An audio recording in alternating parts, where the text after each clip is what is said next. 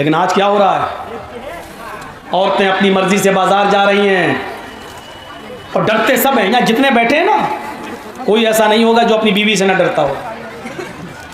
एक बार मैंने तकरीर में बयान किया, मैं अपनी बीवी के साथ गया हुआ था कानपुर जलसे में, ले गया और मैंने तकरीर में एक मसला बयान कर दिया।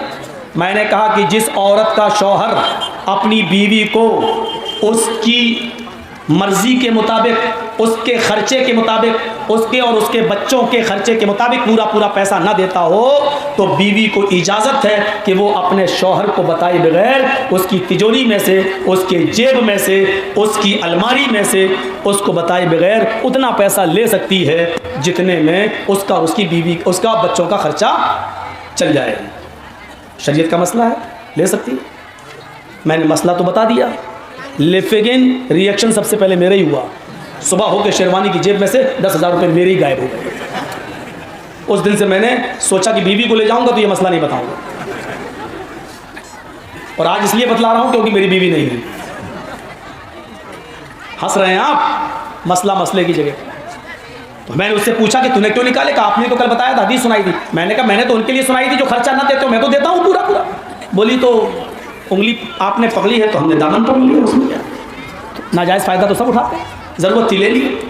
तो मेरे भाइयों, औरतों के बारे में भी याद रखो। आजकल की औरतें अपने शौहर को पहली बात तो हल्के में लेती हैं और इसीलिए वो ऊपर चढ़ी रहती हैं।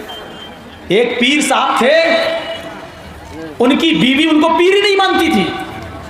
वो कहते थे मैं पीर हूँ, पीर है तेरे जैसे 336 पीर रोज फिरते ना।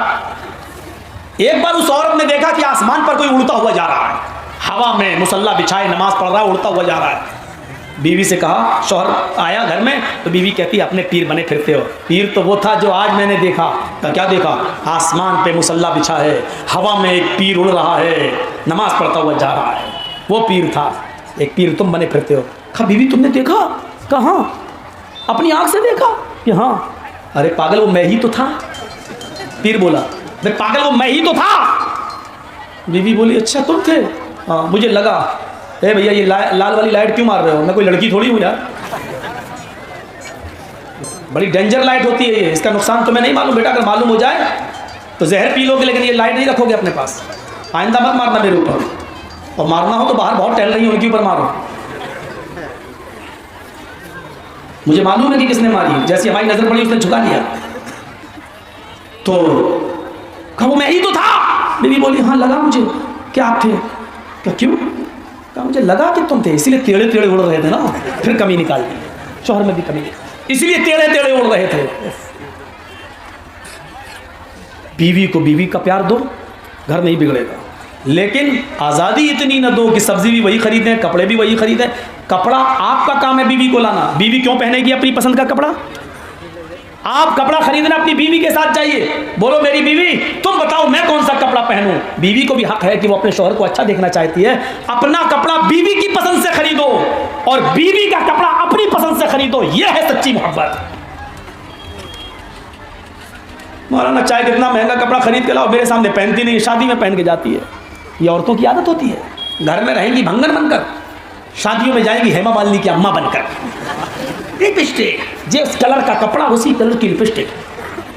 ऐसा लगता है जैसे अपने आदमी का खून चूस के आई है। देखते ना लाल नाखून देखो बड़े बड़े, लगता है लड़ाई होगी तो शौहर को नोचेगी। ये 40 दिन से ज्यादा अगर नाखून आपके बढ़ गए, ज़ेरे नाफ शर्मगाह के बाल अगर आपने 40 दिन के अंदर अंदर साफ नहीं किए, ये एक मुद्दत है। वरना हर हफ्ते साफ करना चाहिए। जुमे के दिन जब आप गुस्ल करें तो गुस्ल करने से पहले आप नाखून वगैरह साफ कर लें, ज़ेरे नाफ बगल के बाल वगैरह साफ कर लें। लेकिन ज़्यादा से ज़्यादा लिमिट इसकी बताई 40 दिन के अंदर अंदर साफ। 40 दिन के बाद अगर ये बढ़ते रहे तो आपकी एक भी नमाज कबूल नहीं, एक भी रोज़ा कबूल नहीं। आपने साल में हज किया तो हज कबूल नहीं, आपकी कोई नफली और फर्ज इबादत कबूल नहीं। मेरे भाइयों तसव्वुर करो कि ये कितना बड़ा। अब उनके नाखून देखो बढ़ रहे हैं। नाखून देख के लगता है कि ट्रेनिंग ले रही है, लड़ाई हुई गए, जहर होता है और लग भी जाता है धोखे से, और गलाजत उसके अंदर भरी पड़ी होती है। तो बीवियों की इज्जत भी करो।